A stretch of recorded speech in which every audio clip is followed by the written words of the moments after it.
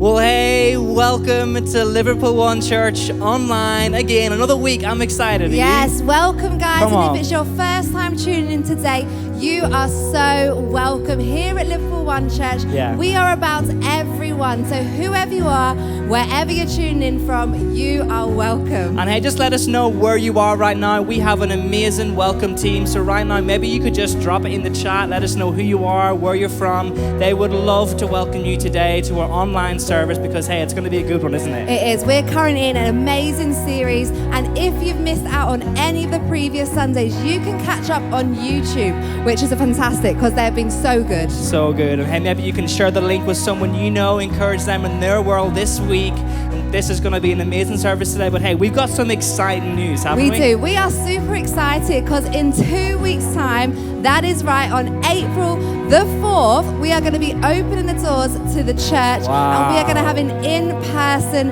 services. Guys, it's going to be amazing. Wow, I've just got goosebumps just thinking about it. But hey guys, next week tickets will be released, so make sure you do not miss the opportunity to be in the room. Yes. It's going to be amazing. I cannot wait. Easter Sunday. It's going to be amazing. It's going to be so good.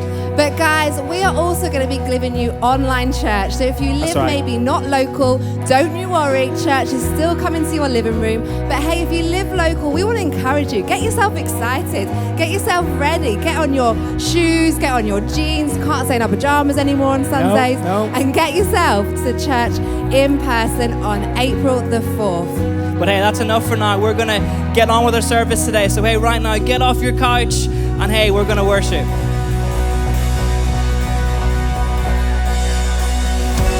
Church, we would love it if you would sing with us this morning. Come on. See the light breaking through all the lies, read the truth. Hear the sound of the wind. Let the roar of heaven begin. Can't stay silent, can't stay still when you show up in power, glory reveal. Oh, I can't stay silent, can't stay still when I feel a fire, feel the ground shake. Heaven invade, heaven invade. There's freedom in this place. Every heart awaken, everything is changing now. Heaven invade.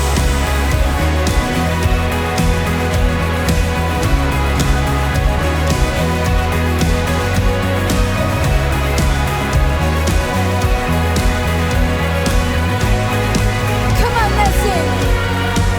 Broken hearts unmend, hold depression we stand. All the shame and the fear run away when you're here. Can't stay silent, can't stay still when you show up in power, glory reveal. Oh, I can't stay silent, can't stay still when you feel the fire, feel the ground shake. Heaven invade, heaven invade. There's freedom in this place. Every heart awaken, everything is changing now. Heaven invade, heaven invade. There's freedom in this place.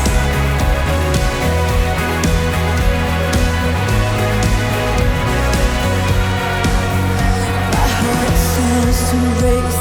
I can't contain this feeling of joy. Being in your presence, I can't help but dance. Can't help but sing it. I don't really care what anyone thinks. My heart starts to race. I can't contain this feeling of joy. Being in your presence, I can't help but dance. Can't help but sing it. I don't really care what anyone thinks.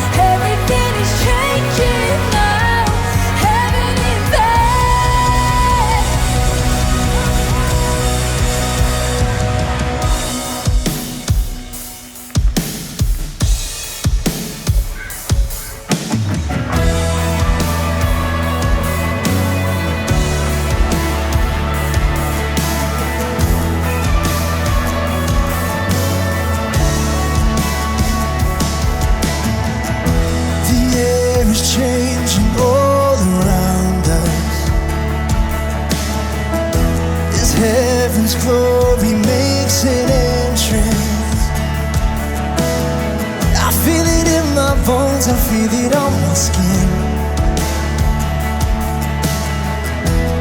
Heaven's closer than it's ever been. I feel the swell of anticipation, 'cause we believe anything can happen. I feel it in my bones, I feel it on my skin. Heaven's closer than it's ever been.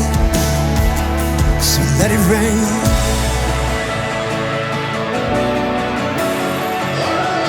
Oh, let it rain. Come on. Let heaven fall, let heaven fall. We want it all. Let heaven fall, let heaven fall.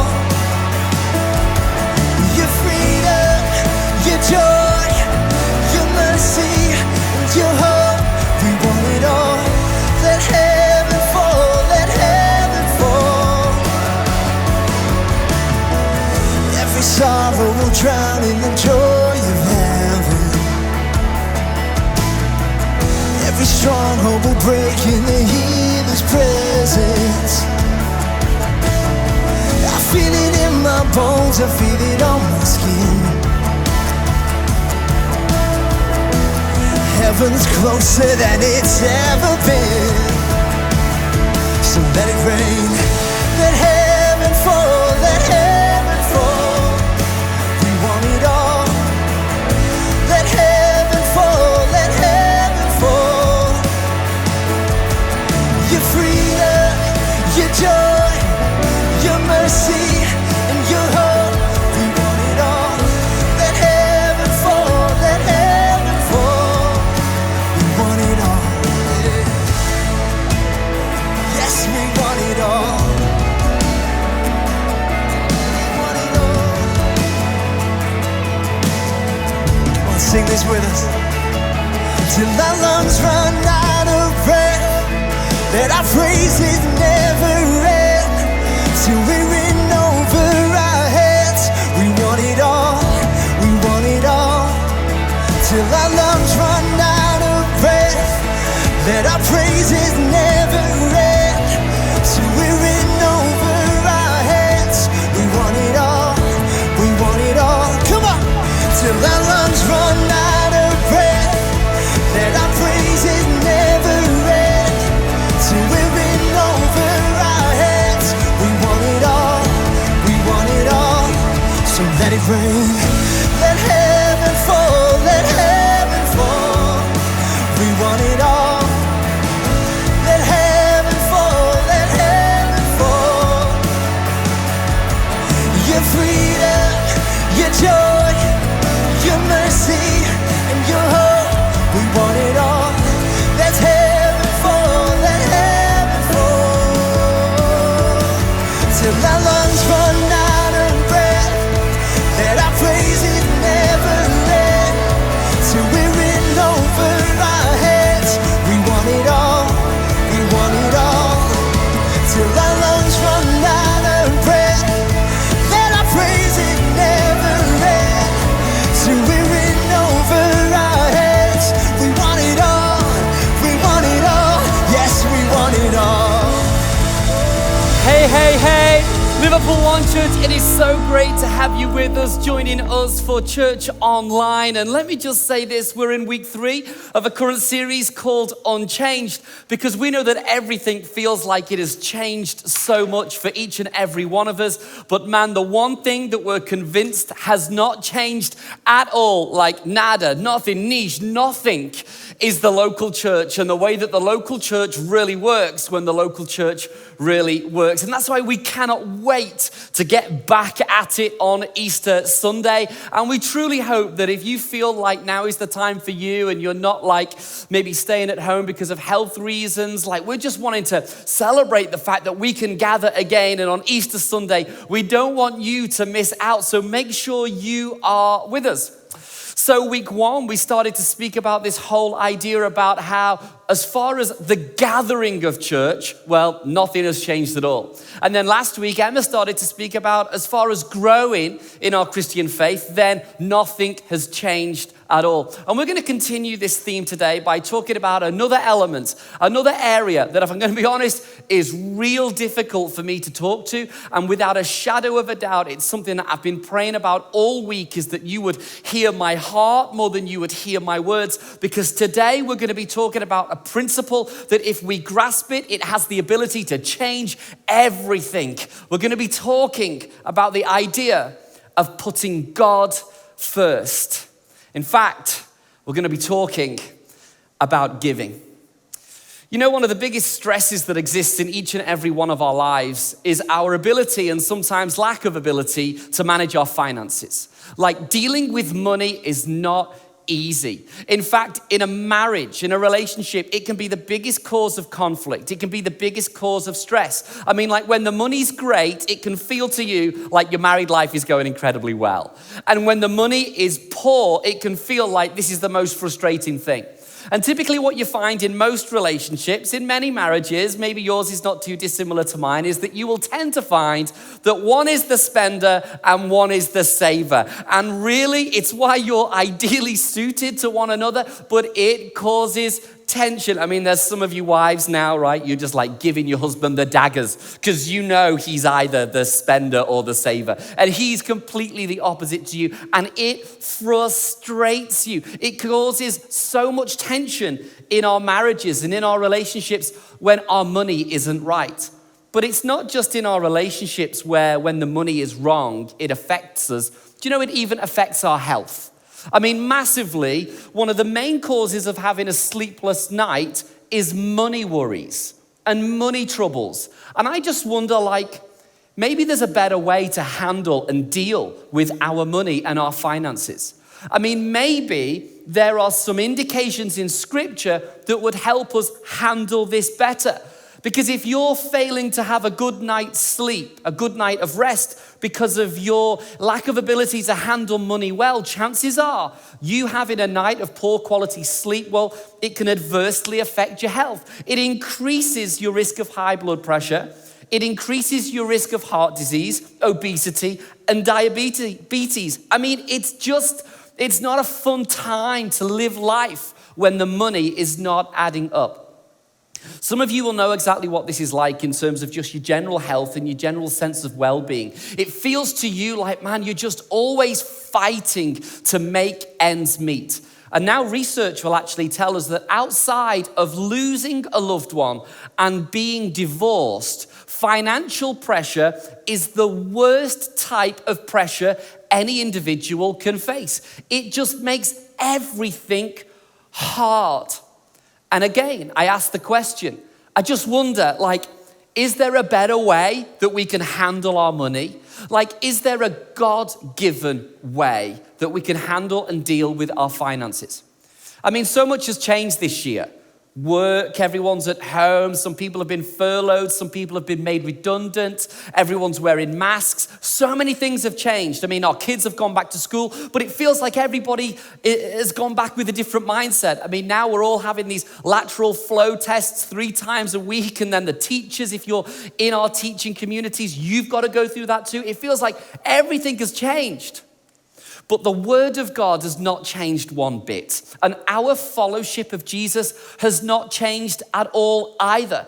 That's why I want to talk today even, about one of the best ways that you can implement good financial practices in your life and in mine. Like, the question that I'm starting off with is, if there was a better way to handle your money that would alleviate the pressure, alleviate the stress, alleviate the concern, the sleepless nights, would you be open for the conversation? Because we're all the same. And if we really get down to it, we all know that money's not the problem. What's the problem is our attitudes towards it and our behavior with it. Money isn't the problem. It's the way we handle it. And even Jesus knew this. Jesus knew this so much that he spoke into this issue. He knew that money is hardly ever the problem, but our attitude towards it and our handling of it completely is. So, What can you do to alleviate financial pressure and financial stress? Now, maybe you're kind of like a young person, you've not got the mortgage yet, and you're feeling like, I don't know how this is going to connect with me. I promise you, if you are not yet laden with a mortgage and a car payment and this payment and that payment, you should learn this now, because this will set you up strong for your future. Or maybe you're at the opposite end of the spectrum. You feel like time is just gone for you now. Everything's too late. You didn't earn enough. You didn't invest enough. It feels to you like you are where you are and you're stuck and nothing's ever going to change. I would say, I promise you, there is always hope, and there's always a corner that you can go around by making some small and unbelievably significant changes that, if we take them direct from Scripture, this actually works. So I'm going to give you 5 points that are going to help you become better at handling your finances. Now, the first point is, without a shadow of a doubt, the most important point. The first point is the main thing. The first point is the one that trumps every other thing, but I'm going to let you in on a secret. The first point I'm going to leave blank from the off, because it only really relates to you who call yourself a follower of Jesus. Like, if you're a Christian, this relates directly and specifically to you. But we're not going to get there first, even though it is number one, and even though it is the most important, and even though it should be the most prominent thing that should feature at the top of the talk. I'm going to wait for a little while until we get to number one. And the reason is this. Because maybe if you're checking out church online and you're just thinking, man, I don't even know what I believe. I'm not sure about the Bible. I'm not convinced about the whole Noah Ark thing. And I don't know about Jesus. Was he the Son of God? And you're just checking things out.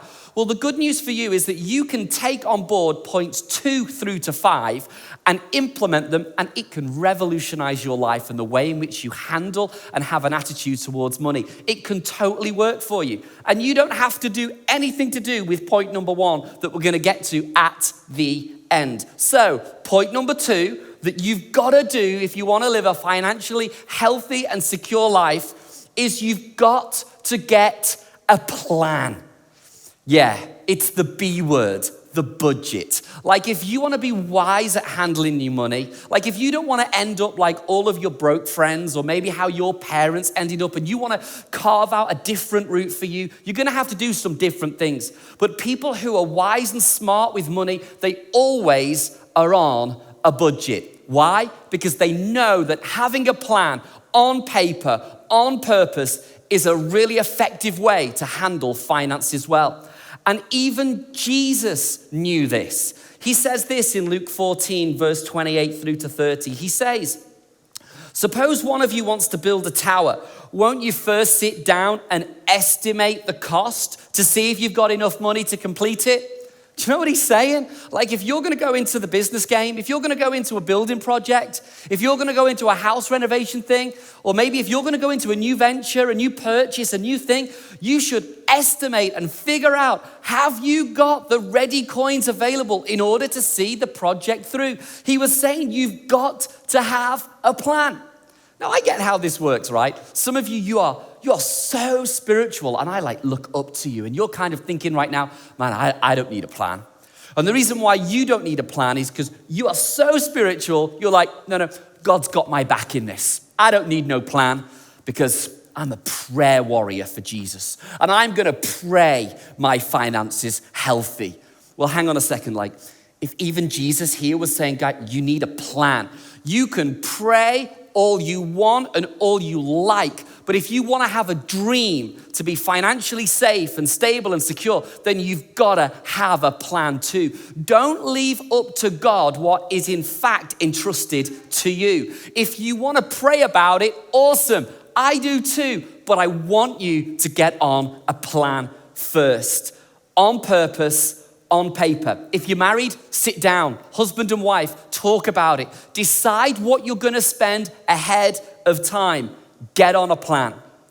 Point number 3. This is what you've got to do. Get out of debt. There was a survey that was conducted that interviewed all of the wealthiest people on the planet, and 75% of them all gave as their number one reason, or their quickest way to become wealthy, the reason that they gave about that was to get out of debt. Like, let me ask you a question.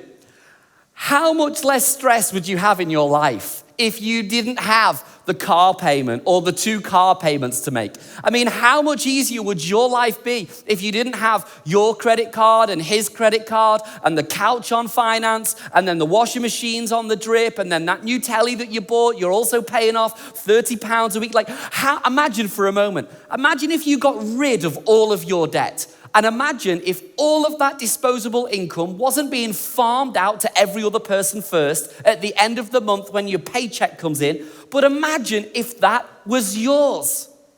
Do you know, I think that that's exactly the way that God had intended us to live and operate with our finances. This is what the writer of Proverbs says in chapter 22, verse 7. He says that the rich rule over the poor and the borrower is always a slave to the lender. I don't know about you, but I'm done living my life as a slave. So I don't want to carry debt. Like, I don't want to do it. I've done it. I've entertained it more than most. Honestly, there's not a trick in the book that you can't talk to me about that I haven't tried. I've juggled cards and I've tried to make out, well, I'm doing it for points and cash back and this and that. Unless you are unbelievably astute at being able to manage cards, more often than not, you never, ever win on it. Other people say, well, I'm going to take the 0% finance because it means that the money's better in my bank. Hey, it's not the 0% finance that's the problem. It's the problem of you not making the payments every month, or you don't pay it off to keep yourself on that 0% rate.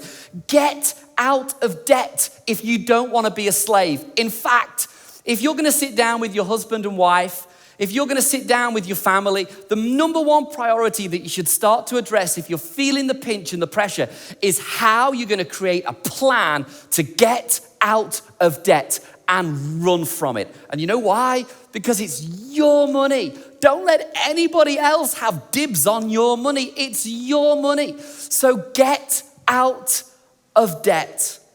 The fourth thing that you've got to do if you want to live financially strong and stable is you've got to choose to pay yourself second.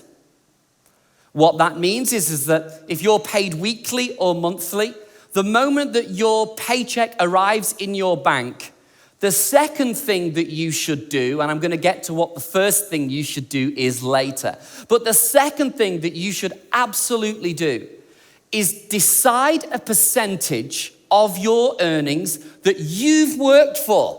40, 50, 60 hours a week, like you've earned it. You deserve that money.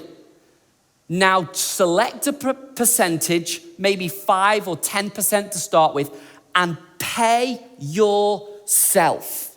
Now that's not money for you to like pay yourself to go and buy new trainers or get a new thing or get the house decorated. This is where it becomes fun, because you pay yourself a percentage of what you earn.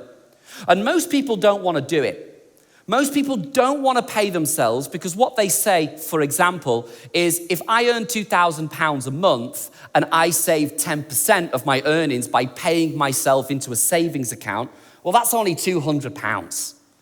And maybe if I did it for 2 or 3 months, maybe it's only going to be £400 or £600. But hang on a second. Like if you did that over 5 years, you would have a serious play pot of money to go out and do whatever you want. I mean, you could go and fulfill a lifelong dream or ambition, or you could even do an even smarter thing, and you can invest it, and you can make the money that you've earned, that you deserve, grow. And why shouldn't it grow if you've earned it and you've already done the hard work? So the second thing that you should do with your wage is you should pay yourself. So that means if you earn £1,000 a month, the second thing you do is you take £100 and you put it in another bank account. You are paying yourself. Because the problem is not the idea of paying yourself. Everybody likes that. The problem is that everybody wants the chunk of money at the end, but they don't want to do what you've got to do to get there. It's a bit like, I think, was it Jeff Bezos from Amazon said, like, the problem is that everybody wants to get rich, but nobody wants to get rich slowly. And I think that we can learn so much from that statement. I would encourage you, get out of debt and then pay yourself. And then the fifth and final thing that you've just got to do is you've got to act your wage. You'll probably have heard it said that you should act your age, but when it comes to handling money, when it comes to handling the wages that come into your life, act your wage. Do you know what that means? It means that if you earn £1,500 a month, don't spend 1,700.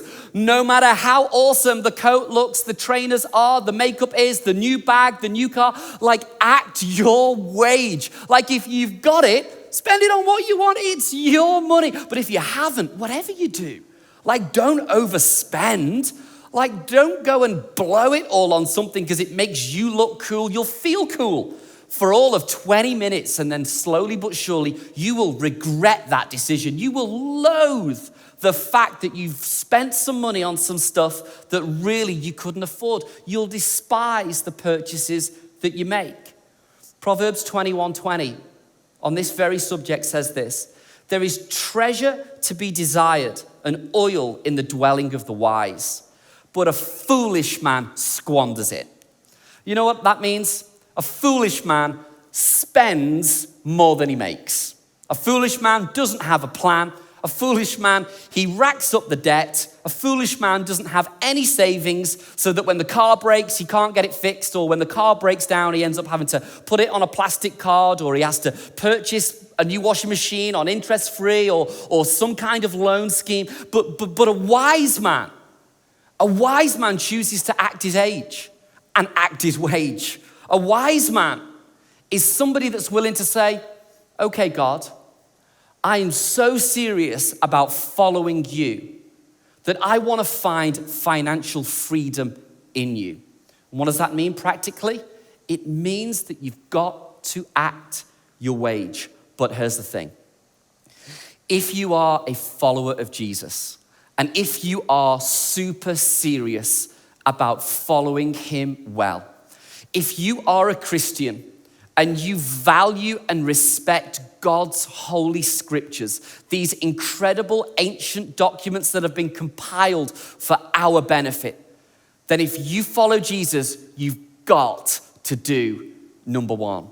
And again, if you're not a Christian, you get off scot-free. You don't have to do this. This is probably going to sound crazy to you. But if you're a follower of Jesus, you've got to do number one. Like if you're a follower of Jesus, you've got to do what God instructs. And granted, it's not a path that everybody follows. It's not a road that everybody travels on. It's not like all of your friends will think that you're really cool for doing this point one, but I promise you, if you want to live in financial freedom outside of the stress and the anxiety and the sleepless nights and the ongoing pressures and tensions that come surrounding money, then you've got to do this one thing. So let's jump to it. This is the main thing that I want to major on. The very first thing that has not changed at all is the fact that if you follow Jesus, you've got to live a giving life. You've got to put God first. Because there are many things that God will be in your life, but he will never be second. He will come in many forms, but he will never play second fiddle. If you're a follower of Jesus, we put God first. And the truth is, the moment that we start to even plan and prepare to talk about this type of subject, man, I get palpitations, I stay awake late at night, I worry about what everybody's perception about me is gonna be. And those of you who know me, you'll know that this is what I'm like. I become afraid that everybody thinks that, man, I'm just another money-grabbing pastor, which honestly is a million miles away from the truth. But I have a responsibility that I've got to teach you what the Word of God says. Whether you choose to follow it or not, that's down to you, and that's on you. But it's my job to at least tell you what the scriptures would teach. And then it's a decision that you've got to follow. Because I would be doing a disservice if I did not teach what God's perfect financial plan was for you in your life. What he wants for you is to find financial freedom. In fact, Malachi 3 says it like this: bring the whole tithe into the storehouse, that there may be food in my house. You know what that word tithe means? It's a Hebrew word. It comes from a root word that means ma'asa. Tithe means the first tenth. That's what this scripture is talking about. It's saying you've got to bring to God the first tenth, not the second or the third tenth or the tenth at the end, or even a fifth or an eighth or a third. It's an amount, it's a tenth, and it comes positionally first. Why? Because God wants to be first. There are many things that God will be in your life, but he won't play second. Bring it into the storehouse. That's the local church, that there may be food in my house. Test me in this. It's the only place in the Bible that God gives us permission to test him on it, says the Lord Almighty. And now see, this is incredible. This is the financial freedom that is promised off the back of choosing to offer up to God first 1/10 of your income. He says, and see if I will not throw open the floodgates of heaven and pour out so much blessing that there will not be room enough to store it. I will prevent pests from devouring your crops, and your vines in your fields will not drop their fruit before it's ripe, says the Lord Almighty. Now, granted, some of you might be thinking, well, I'm not really interested in that. I'm not a farmer. I've got no vested interest in making sure that the fruits of my crops are all doing okay. But maybe if you think about it like this, what if this was God's protection mechanism over your life? That he's saying that when you put me first and when you become about my business, I will be all over your business. So you know that job that you thought that you'd never get and then you get it and you wonder why? It's because you've chosen to put God first. You know when you get that promotion that you never thought you'd ever be in for and then it comes to your desk and you're like, I had no idea this would ever come my way. And you're like, how did this happen? Let me tell you how that happened. Because God's got your back. When you're about God's business, he's all over your business. And then verse 12, he says, and then all nations will call you blessed, for yours will be a delightful land. In other words, people around you will go like, I don't know what it is about you, but there is something about you that is different to everybody else. Like whatever problem you seem to hit, and you're gonna hit problems, you seem to always come out butter side up. You seem to always do okay. You seem to always never go down with the ship. Why is that? Well, it's a promise from the Lord that when you are about God's business, he is all over yours. Some people, of course, though, have a huge problem when we talk about the idea of tithing. And it doesn't take a genius to Google it. You can see it, you can find it. People kind of say, well, the thing is that you're quoting the Old Testament there and we don't live under the law anymore. No, that's absolutely right. But I'm not giving this to you in any kind of legalistic, law-ridden way. We're taking it as a principle from the Old Testament because what was in the Old often carries through into the New. And the principle was the same. Other people will say, well, it's the Old Testament and I only follow the New. Okay, great. Well, let's have a look at Matthew 23, where Jesus is talking about the tithe. And even he says, oh yeah, by the way, like tithing, offering up to God the first percentage of your income, you absolutely should do that. So I am with Jesus. But I understand how this works, guys, right? Some of you right now, you're already thinking like, I can't believe he's talking about money. But I promise you, I'm not talking about it because I'm after your money. I'm talking to you about it because I want you to find financial freedom that really does come and happens and occurs when you choose to take the first part of your income and give it to God first. But don't just take my word for it. Yeah, so my name's Esther, and people will probably know me from church because I've been coming, I think we worked it out, something like 6 or 7 years now. So I work as a junior doctor. I live in Liverpool, but I currently work in Chester. Okay. And I do sort of medical contracts in the hospital. So I have done COVID wards recently. Wow. And pretty much I go where they need me. So it's a bit like a supply doctor kind of thing. Yeah. I fill the gaps. You were telling me earlier how Liverpool One Church is the first church that you have ever given to financially. And I know that there's a bit of a story there, and I would love you to share that with us. Yeah, so I think coming to Liverpool One Church was the first time I'd really heard of the concept of tithing and purposefully and intentionally giving a percentage of what you earn. And I think the church has kind of gone through seasons. I think one of the times when it was really, really purposeful especially was when you were doing the building project. Right, And we were giving these little cards and making pledges on what we were going to give. And it was the first time really that I'd really wanted to give and had to think about what the barriers were that was holding me back. And I think you and Emma have always done such honest sort of talks and preaches on what you do, and leading was such an amazing example, how you give 10% and save 10%. And I thought, I couldn't tell you how much 10% was back then. Wow. I didn't know really what I was earning. I knew I earned enough to get by month to month. It works until it doesn't. So I think it was always in my heart that I wanted to give. But at that time, I couldn't say I was organised enough with my finances to even know where to start. So I thought about it, and I was, paying off my student loan at the time, and I paid off loads of other debts as well. I was slowly working my way through them. But I thought, well, I'm in debt. I owe the government money. How can I then give as well? It was a real sort of tension. I guess the whole premise of this talk that we're doing today is rooted in the idea of how it's through giving that you can authentically, in a real way, find true financial freedom. Is that something that you relate to? I would say definitely, yeah, because as I said at the beginning, because I was so disorganized with my finances, I couldn't really say that I was being intentional. I wasn't really able to say that I could give a certain percentage.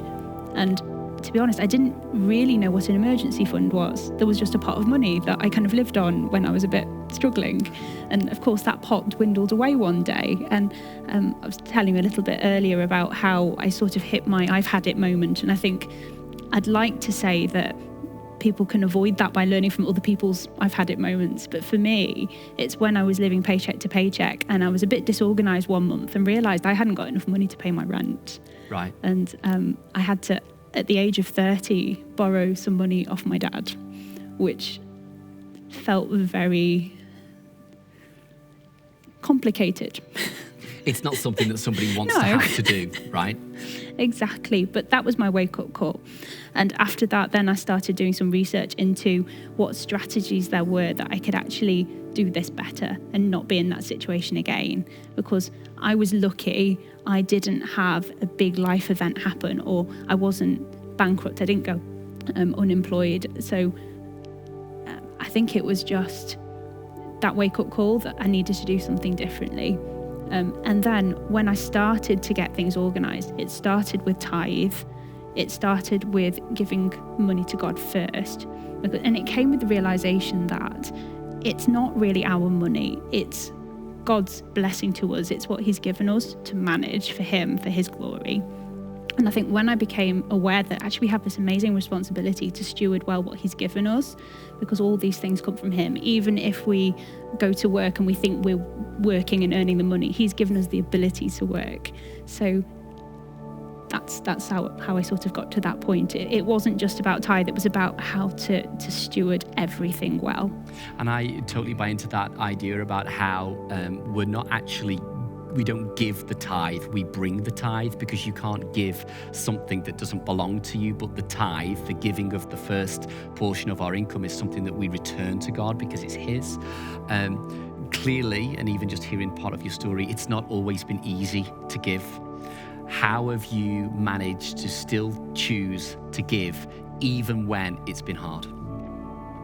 So I think it was, for me, deciding to do it when things were small, because, as I say, giving is like a muscle, and if you work on that muscle over time, it gets stronger. So I wanted to make sure that when the numbers were small, that I was faithful with what I had, so that we don't give to get, but so many people have said that through giving, they find that they've just been blessed so abundantly. Yeah, which is what Malachi talks about. Exactly, that abundance. So I wanted to make sure that when the numbers got big, that I could still give. Yeah. And the more you get, the more easy it should be to give.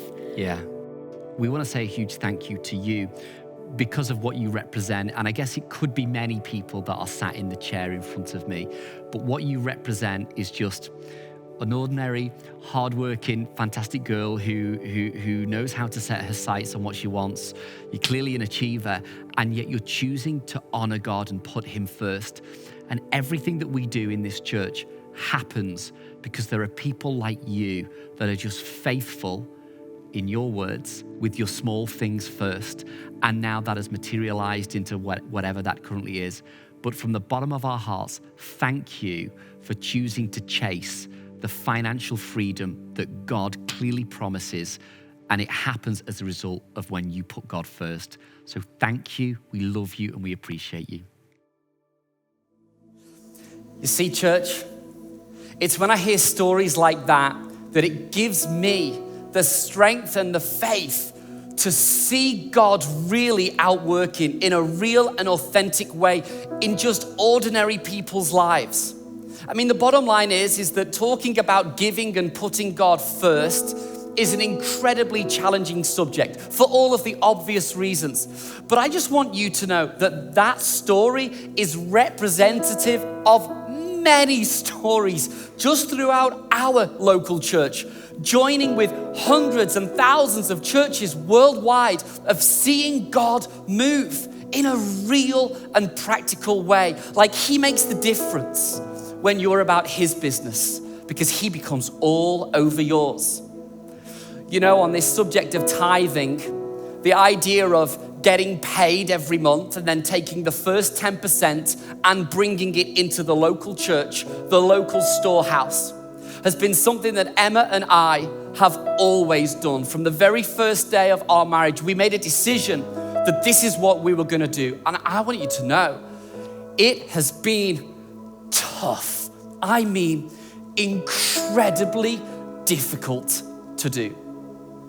I can remember when we had not long started this church, we felt challenged by God to lead from the front. And to us, what that meant was that we were to be the kinds of people, the types of leaders that would always never ask somebody to do what they weren't willing to do first themselves.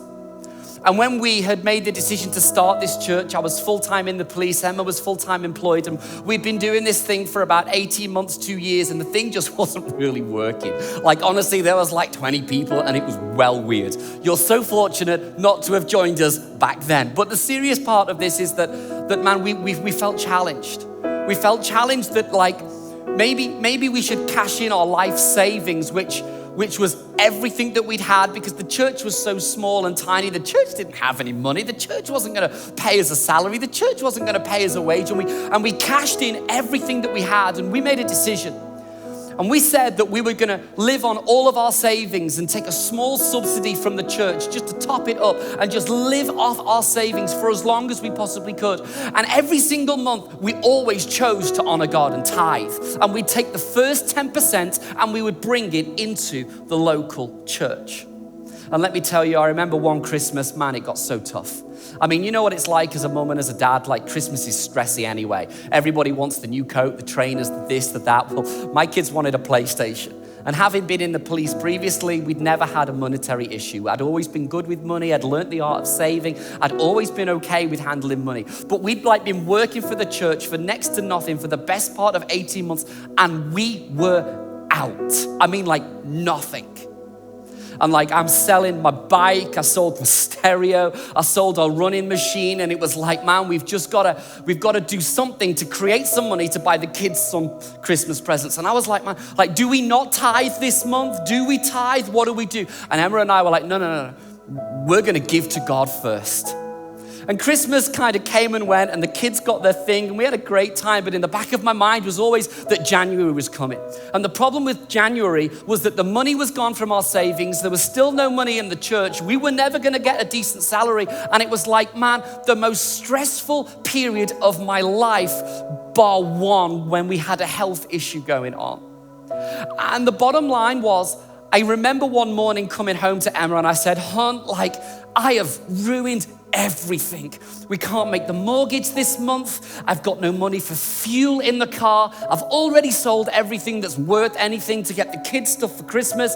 And she had no clue. And she was like, I didn't know it was this bad. I'm like, hon, I thought I'd heard from God. And I know that we've been faithful with the tithe. And I know that we thought that we should start a church. And we believed that God would make it work. But clearly, we've messed this up. We've got it wrong. God's not in it. God's not heard us. He's not answering our prayers. Like this month, we renege on the mortgage. We're probably going to have to move. We're probably going to lose a bunch of stuff. And I'm like crying, feeling like an absolute failure, because up till that point, I'd always been able to handle and manage the money.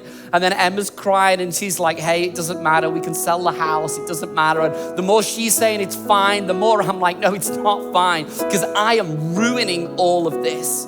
And whilst we're there, we're having this moment, the doorbell's going and it's like going repeatedly. And I just want to go like, go away. I'm carrying all of this stress and anxiety. And I'm just like, man, I'm turning the boiler down all of the time. I'm making sure every radiator is off in the room because I know I can't pay the gas bill. And I'm just like, just whoever it is, go away. And Emma's going, you should answer the door. We went and we answered the door and threw this envelope down on the table. And we carried on talking for a short while longer. And all the time, Emma was saying to me, like, you should open the envelope. And I'm like, I don't give a rip about the envelope. And she's like, you need to open the envelope. And I don't care about the envelope. Do you not understand? We are broke. Like, the church isn't working. The church has failed. We were on our life dream. And look, this is ruined, right? So we get this envelope and we open it. Inside the envelope is a check. And that check paid every single one of our bills for January, February, March, and April of that year. And I say that because I just wonder, maybe God really is faithful. Like in all of those times when we continued to tithe and honor God, maybe God did really see the giving that was done in secret and in silent. Maybe God really was all over every hard decision to put him first. Maybe God really does want to outwork that principle of pouring out a blessing on your life and my life that you cannot contain it. And maybe it really does happen as a result of putting God first. In closing, let me give you this other example and story. Where's Caleb? Caleb, darling, come out right here. He's out the back somewhere. Come out. You can just kind of come and help me for a moment. So nobody else will know this, and you don't even know what I know about you. So a number of weeks ago, my 14-year-old boy, he came up to you at the end of doing this recording, and he looks at your coat and he said to you, Kay, I love your coat. And you said to him, do you? And he said, I love your coat. And what you didn't know is that my wife was in the corner watching everything that you did. And you took off your coat and you threw it out towards him. And you said, there you go, mate. Like, you can have it. Like that's generosity right there. You know, it's like kind of like his only coat at the time. And he's like, man, you like it, you're a kid, and well, here, you have it, right? But I want you to know that everything that happens in secret and in the places that you think are private never go unnoticed by God, ever. In fact, help me, bring this to me. Because this is how I think God really works in your life and in mine, right? I think when you choose to give to God what you have, do you know what that is? It's a Canada Goose, bro. And this is for you, no strings attached. But I want you to know, because you're a faithful man, you honor the Lord, you put him first. You're a great guy in our house, but I want you to know that everything that happens in secret is never missed by our Father in heaven. And those that seek him privately will be honored publicly. So, bro, this is for you as a gift to say we love you and appreciate you. And I know that you're gonna get the value of this looking cool, doing your thing in a bit, right? But I want you to know nothing is ever missed by God. I'm gonna give you that and you can get rid of it, and you guys are gonna get ready to sing and they're gonna come out. But here's the bottom line. Every time you choose to honor God financially, he sees it. Every time you give to him and it hurts, he's aware of it. Every single time you feel like you can't give, you shouldn't give, you couldn't give, I want you to know that he's ready and he's waiting and he's looking at every hard action that you take. So I just wanna say, right, if you're a follower of Jesus, give to God first. If you're a Christian, then put God first when it comes to your finances. Now, this is the sticky bit, right? I get this. Some of you already are like, man, I'm not gonna give that. I'm not gonna give to that church. And some of you wanna find that sense of financial freedom. But the reason why you don't wanna test God in this is because you don't trust me. Or maybe it's like you don't trust our motives as a church just yet. Maybe you're still kind of trying to figure the whole thing out. And you're just kind of like, I'm not sure, I want to honor God financially, but I just don't know whether I'm into you. Like, I don't know if I like you, I don't know if I trust you, I don't know if you're a trustworthy person, and all of those reasons. Hey, here's the bottom line for me. So this is what I'm gonna do, and I wanna try and make it super easy, and I want you to hear my heart more than you hear my words. I want you to find financial freedom so much.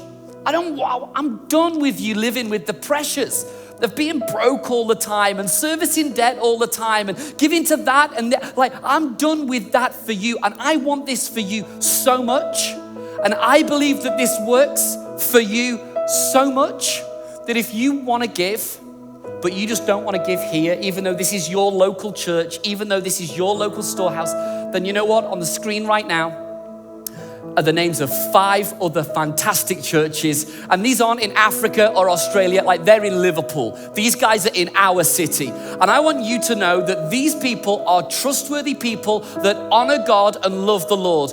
Openwell Church, Rachel and Judah Cole, man, I love those guys. They planted a church in the exact same year as we did at Liverpool One. If you don't trust us, then tithe and give to them. You could give your finances to Frontline Church based up in Wavertree. A fantastic pastor there called John Harding. He's a trustworthy man that honors the Lord. There's Hillsong with pastors Reuben and Sarah Morgan. Man, they're friends of our house. If you don't trust us, you can give to them. And I promise you that your seed will go into a good place. You can give to City Church. Man, what a fantastic church with Pastor David Latham, an absolute gentleman, been serving this city for such a long time. He's trustworthy and he loves the Lord. Or Hope City Church with pastors Lisa and David Stoner. If you don't trust us, then give to one of these 5 churches in our city. Trust God in that way, because I want you to find financial freedom that really works. But I promise you, it doesn't work or happen as a result of a get-rich-quick scheme.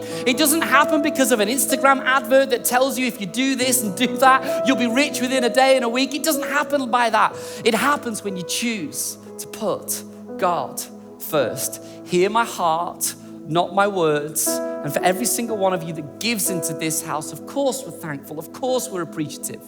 And man, I believe that long term it's our goal for you to bring your tithe into the local storehouse, your local church where you do church. But if right now there's a hurdle and you can't get over that because of me or whatever, give to one of these 5 churches. They're amazing. And man, we love them. And I want to see their churches strong in our city. So, the band are going to come, and I'm just going to pray one real quick prayer. And I know that this has been maybe somewhat different, but I think that we've got to be authentic in our fellowship of Jesus, and we can't always have the great stuff without having the honest chat, right? So I hope that it's come across as real and authentic, because this is something that we live by, our team lives by, and there's not a member of team on our platform that doesn't do this, that doesn't live this out. I mean, this is not something that we do. It's something that we are. We're followers of Jesus, and we apply his word to our life in very practical ways. So every single one of us, whether at home, watching it online, watching it on an iPhone, in your living room, let me pray. Father in heaven, I'm asking you today that with a talk such as this, Lord, it needs your Holy Spirit to cement it in people's hearts, to make any kind of sense. Because on its own, God, on its own, this sounds crazy. Like on its own, without you breathing your life all over it, this falls flat, this falls on deaf ears, this doesn't take good root in good soil, but God, this just dries up by the wayside. And Lord, I pray that the people of our church would find financial freedom by honoring and choosing to put you first. And as they take that step to test you and try you in that you, oh God, the God who is faithful, that sees everything that's done in private, that you'd be faithful to your word to bring about that blessing that we could never even contain. And we ask it all in Jesus' mighty name.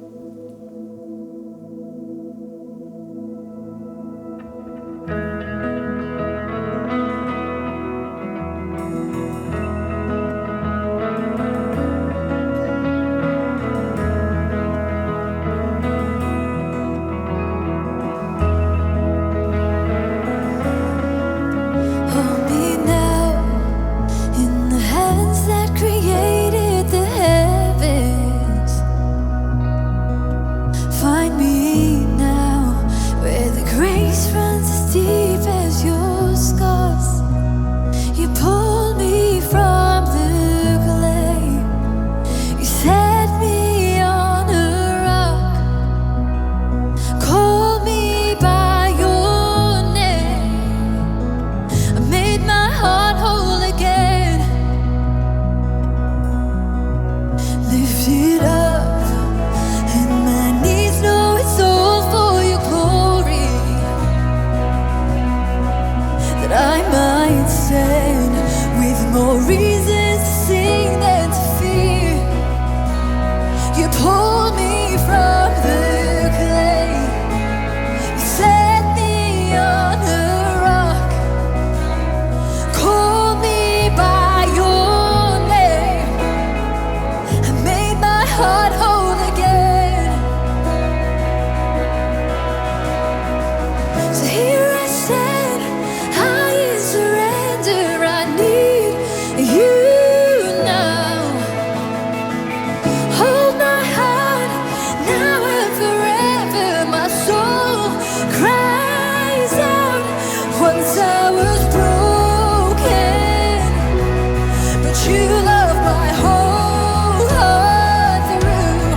Sin has no hold on me, 'cause your grace holds me now. And that grace holds the ground where the grave did.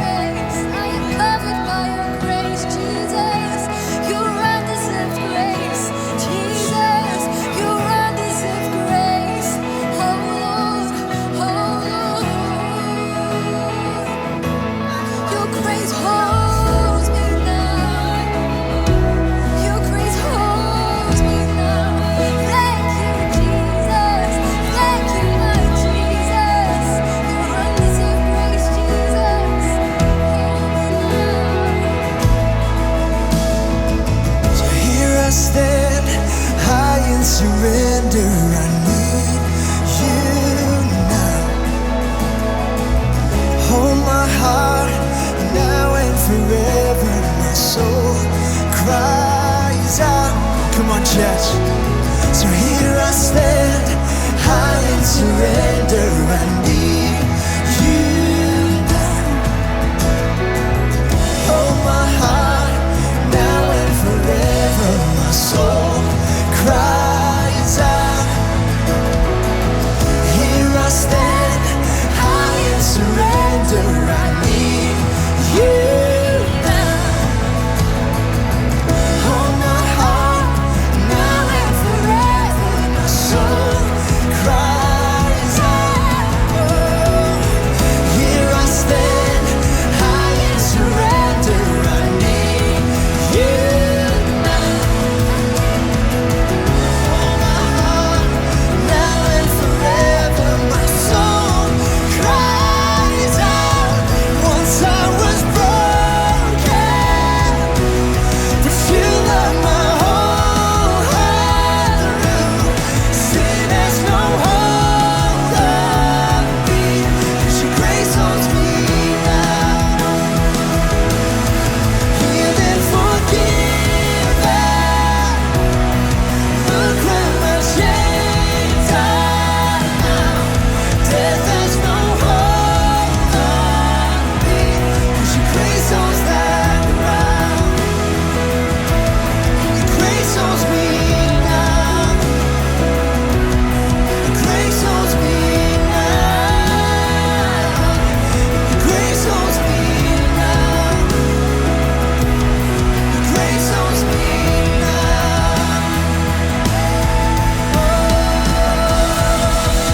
Your grace owns me